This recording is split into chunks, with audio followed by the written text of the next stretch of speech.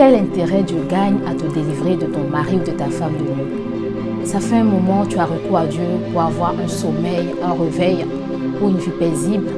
Tu pries avant de dormir, tu mènes une vie de sanctification, rien que pour être épargné des assauts de ces démons.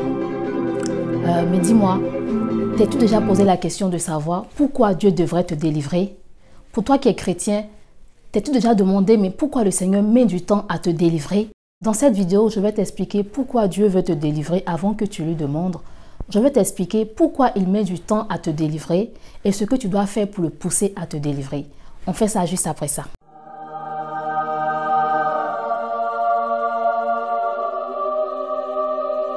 Coucou, je m'appelle Racheté, bienvenue sur ma chaîne où j'aide les personnes oppressées par les esprits de mari des nuits, de femmes des nuits à être délivrées, à conserver leur délivrance et entrer dans leur destinée.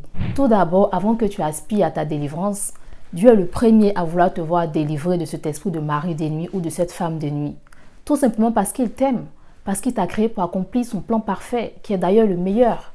Alors ne laisse pas ces démons te faire croire que Dieu prend plaisir à te voir souffrir. Ne laisse pas ces démons te faire croire que Dieu n'entend pas tes prières. Ne laisse pas ces démons te faire croire que tu es né pour souffrir. Tu me diras, mais s'il m'aime, pourquoi ne me délivre-t-il pas depuis? Ok. Sais-tu pourquoi depuis il ne te répond pas? Il ne répond pas à cette prière parce que, en dépit de son amour pour toi, il a aussi des attentes vis-à-vis de toi. Il veut que tu l'aimes plus que tout. Il veut que tu aimes ton prochain comme toi-même. Il veut que tu lui démontres ton amour. Et cette démonstration commence par l'obéissance à sa parole. Cette démonstration commence par le fait de lui dire, Seigneur, je veux comprendre ce pourquoi tu mets du temps à me délivrer. Si tu es chrétien converti, le Seigneur veut que tu ailles vers lui pour lui demander, Seigneur, depuis je prie pour que tu me délivres, mais je n'arrive pas à comprendre pourquoi tu ne me délivres pas. Dis-moi ce que tu veux m'apprendre au travers de cette épreuve. D'ailleurs, si tu es nouveau sur ma chaîne et que tu ignores comment on fait pour connaître sa mission ou sa destinée, n'hésite pas à t'abonner. Je ferai une vidéo très bientôt sur comment connaître la mission pour laquelle Dieu nous a créés. Tu sais, pendant que j'étais dans ma recherche excessive de délivrance, j'avais remarqué une chose qui m'avait beaucoup touchée dans le parcours physique du Seigneur Jésus-Christ. J'avais remarqué que la majorité des personnes qu'il délivrait, ces personnes se mettaient à son service. J'ai pensé au fou de Gadara. La Bible nous dit qu'il avait des légions de démons. Mais quand le Seigneur Jésus-Christ l'a délivré, il s'est automatiquement mis au pied du Seigneur Jésus-Christ. Il est allé partout annoncer l'évangile. Il y a aussi Marie de Magdala qui avait 7 démons. La Bible nous dit que quand le Seigneur l'a délivrée, elle aurait pu dire je suis délivrée, je vais mener ma vie comme je veux, je ne serai plus prostituée, je vais mener ma vie comme je veux. Mais la Bible dit qu'elle s'est mise au service du Seigneur Jésus-Christ. Donc toi aujourd'hui, sache que le Seigneur veut te voir délivré parce qu'il veut que tu te mettes à son service.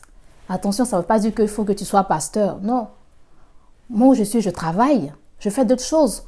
Mais je suis au service du Seigneur Jésus-Christ. J'ai longtemps souffert des assauts de mari des nuits. Et puis, c'était pendant ma conversion. Tu t'imagines une jeune fille qui a tout abandonné, qui ne commet pas l'impudicité et qui se retrouve un bon matin à faire l'amour avec plusieurs personnes pendant son sommeil. Tu t'imagines ce que ça peut faire? J'en ai beaucoup souffert. Jusqu'à ce que, après ma délivrance, le Seigneur me révèle que cette souffrance que j'ai connue, il se servira de cette souffrance-là pour libérer de nombreuses âmes au travers de mon témoignage. Dieu a donc permis que je voie toutes les différentes facettes de ces esprits de mari des nuits, de ces esprits de femmes des nuits, pour pouvoir t'aider aujourd'hui, pour pouvoir aider de nombreuses personnes aujourd'hui. Tu vois, ça me fait tellement plaisir de voir le Seigneur donner la délivrance, la joie, l'espérance aux autres au travers de moi, que j'ai même oublié toutes les fois où j'ai pleuré pour être délivré. J'ai même oublié toute la souffrance que j'ai connue. En gros, il y a certains chrétiens aujourd'hui convertis, en plus des liens non brisés, sauf parce que le Seigneur veut que ces personnes soient en mesure d'aider d'autres personnes. Aussi, tu peux accélérer ta délivrance en faisant une promesse à Dieu. Pourquoi je te suggère de faire une promesse à Dieu? Je te suggère de faire une promesse à Dieu parce que quand je regarde à l'histoire d'Anne dans la Bible nous dit que Anne était stérile et chaque année, elle se rendait à l'église et demandait à Dieu, Seigneur, fais-moi grâce, je veux un enfant. Mais Dieu ne répondait pas à ses prières. Mais Dieu a répondu à sa prière le jour où elle a dit à Dieu, Seigneur, si tu me donnes un enfant, je promets mettre cet enfant-là à ton service. Dieu veut te délivrer, mais il ne veut pas te délivrer pour que tu restes là peinard avec ta délivrance. Tu n'es ni le seul, ni la seule à souffrir de ces démons-là. Mais c'est à toi qu'il a fait prendre conscience de recherche de délivrance, c'est parce qu'il sait qu'au travers de toi, ta famille sera sauvée. Il sait qu'au travers de toi, ta postérité sera épargnée des assauts de ces démons-là. Donc moi, aujourd'hui, j'ai fait cette vidéo-là pour t'encourager à faire une promesse à Dieu.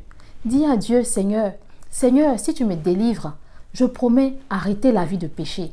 Seigneur, si tu me délivres, je promets faire ton œuvre. Alors, ça sera tout pour aujourd'hui. Quant à moi, je te remercie encore d'avoir regardé cette vidéo. N'hésite pas à liker, à partager si tu as appris quelque chose et surtout, partage dans tes différents réseaux sociaux. Parce que crois-moi, il y a des milliers de personnes qui souffrent de ces esprits-là dont tu ne peux imaginer.